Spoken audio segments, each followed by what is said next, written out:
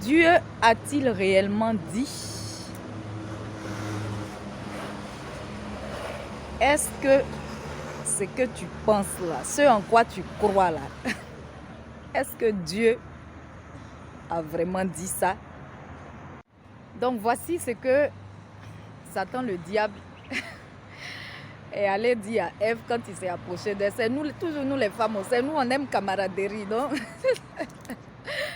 Il a préféré se rapprocher d'Ève dans le jardin d'Éden pour lui demander, Dieu a-t-il vraiment dit de ne pas manger le fruit? Et comme on aime causerie, elle aussi, elle a commencé à lui expliquer. Et dans causerie là, il a mis l'information de Dieu en doute et puis lui-même il a placé son information avec sûreté même. Donc voici ce qu'on entend. Ça c'était au jardin d'Éden où Satan, donc à travers le serpent, qui est allé parler à Ève. Ça c'était directement. Mais jusqu'à nos jours, nous devons savoir qu'il continue de nous parler quelquefois. Sans qu'on ne le voie, il continue toujours son œuvre. Dieu a-t-il réellement dit que tu es son enfant? Regarde les situations que tu vis. Tu n'arrives même pas à payer ta maison. Depuis tu cherches le travail, tu ne trouves pas. Dieu a-t-il vraiment dit que tu allais travailler? Dieu a-t-il vraiment dit que tu allais te marier? Regarde, depuis toutes tes camarades se marient. Regarde même la fille vierge, même la fille même qui s'est conservée, elle est restée vierge jusqu'à aujourd'hui là. Elle n'est pas encore mariée. Tu es sûr que Dieu a dit ça? Dieu a-t-il vraiment dit que tu vas le servir? Toi qui es timide comme ça, qui n'arrive même pas à parler devant les gens. Voici ce à quoi on assiste quelquefois. Et dans nos pensées, sans même qu'on ne voit l'ennemi, il nous remplit d'informations. Il nous remplit de doutes, d'incertitudes. Ce que Dieu avait dit dans le jardin d'Éden à Adam et Ève, il a dit que vous pouvez manger tous les fruits sauf celui-là, sinon vous allez mourir. Dieu savait très bien à quoi devait servir ce fruit-là. Il sait que c'était le fruit de la connaissance du bien et du mal. C'est que Satan allait dire d'ailleurs à Adam et Ève. Mais dans quel but il est allé leur dire ça? C'est dans quel but? Dieu savait très bien à quoi servait ce fruit-là, mais Dieu ne leur a pas dit clairement que vous allez connaître le bien et le mal. Et Satan, lui, il est allé lui dire ça. Ça veut dire que quelquefois, là, ce n'est pas toutes les vérités qui sont bonnes à dire. Ce n'est pas toutes les vérités qu'on doit dire comme ça, balancer comme ça. Par exemple, un enfant qui voit le ventre de sa maman grossir. Et puis il dit à maman, mais maman, pourquoi ton ventre est gros? Est-ce qu'elle va lui dire ce qu'elle a fait pour que le ventre là, est en train de grossir là? Est-ce qu'elle va dire à l'enfant là comment elle a fait et puis il y a un enfant dans son ventre? Ce n'est pas toutes les vérités qui sont bonnes à dire. Ce n'est pas à tout le monde on dit des vérités. Certaines vérités. Voilà, je ne suis pas en train d'encourager le mensonge. J'ai essayé de bien comprendre ce que je suis en train de dire là. J'ai dit, ce n'est pas toutes les vérités. Par exemple, surtout pour des enfants là. Ce n'est pas tout on dit. L'enfant va te demander la signification d'un mot bizarre là. Tu ne vas pas lui donner la vraie signification. Tu vas fabriquer une signification que tu vas lui donner pour qu'il soit satisfait, pour ne plus qu'il te pose ce genre de questions-là. Donc voici Satan. Lui, il est venu et puis il a dit. Et eux aussi, nous les femmes, on aime tellement camaraderie. Elle est allée écouter le serpent, elle lui a donné ses oreilles. Il a bien parlé dedans. D'après elle-même, c'est le serpent qui m'a séduite. Donc il a bien séduite et elle aussi, comme l'homme aussi, quand il voit femme, il devient autre chose, il n'a plus parole. Adam même à qui Dieu avait dit là, il n'a pas été capable même de parler, de riposter. La femme même qui n'était pas là quand Dieu lui disait là, c'est la femme qui a parlé en leur nom. La femme qui a parlé en leur nom. Et puis, elle les a conduits maintenant au mal. Homme, il faut prendre tes responsabilités. Tu es un homme. C'est toi le chef. Les hommes qui se laissent mener par les femmes, là. Un homme doit être un homme. Un homme, ça doit s'imposer. Pas s'imposer par la violence. Mais un homme, ça doit prendre ses responsabilités.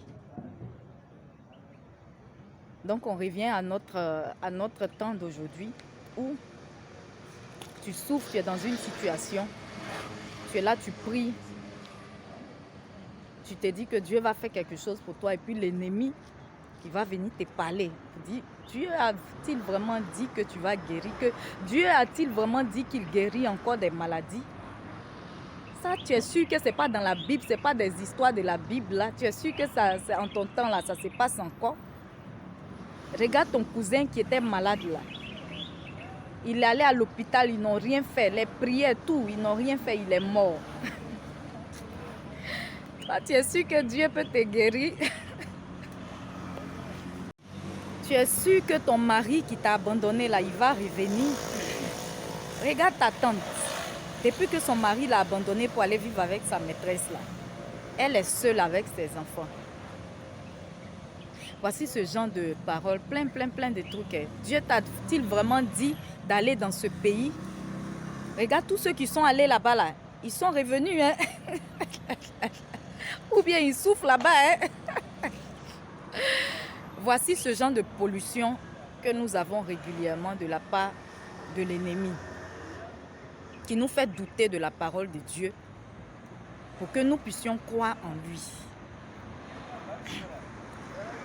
Quand il est venu, il a approché Adam et Ève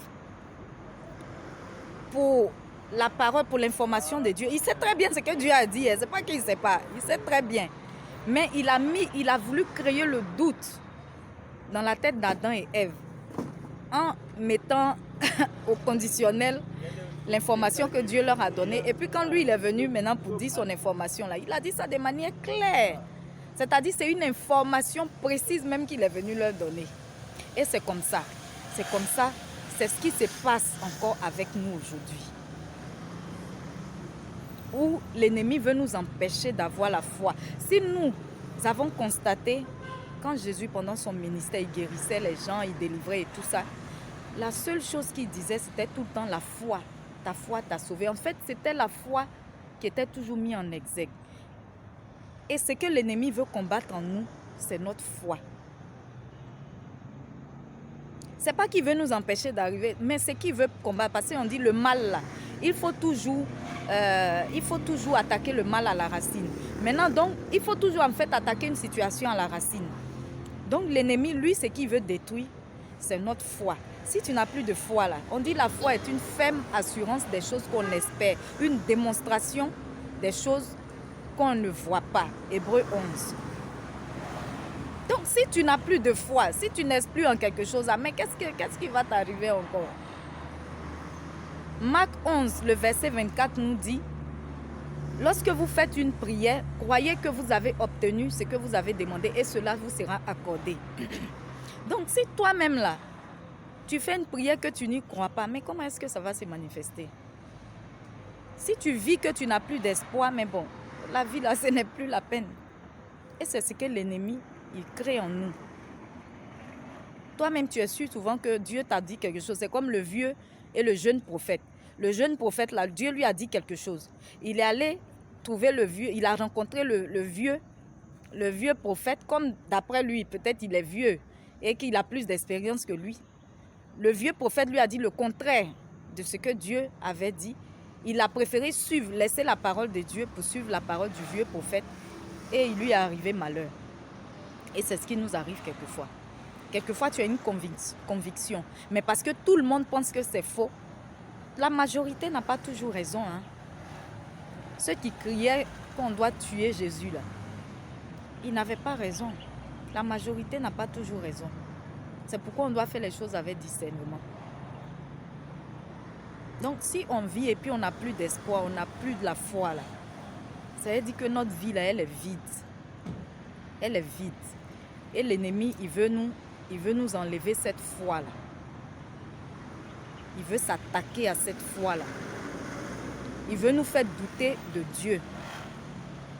C'est pourquoi, généralement, quand on est là, on pense plus aux démons, on est plus sûr de voir des démons nous attaquer que de voir des anges venir à notre aide. Parce que l'ennemi, il se rend présent dans notre vie. Il veut nous montrer que c'est lui qui est réel et que Dieu, là, c'est une fiction. Donc, faisons attention. Faisons très attention.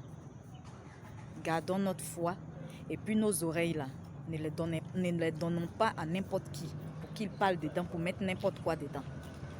Parce qu'on dit la foi vient de ce qu'on entend. La foi vient de ce qu'on entend. Si tu passes tout ton temps à entendre de mauvaises choses là, ce ne sont que les mauvaises choses qui vont s'accomplir dans ta vie. Tu es déboussolé. Quand tu entends des mauvaises choses, ça te plonge dans des désarrois, dans des tristesses. Donc ça va attirer les mauvaises choses. Ce qu'on entend vient de la parole de Dieu. La parole de Dieu, elle est contenue dans la Bible. Donc, attelons-nous à beaucoup lire la Bible. Au fur et à mesure qu'on va lire la Bible, ça va forger aussi notre foi. Et on va savoir que ce qui a été fait dans la Bible, ce n'est pas resté dans la Bible, mais ça peut s'appliquer aussi à nous.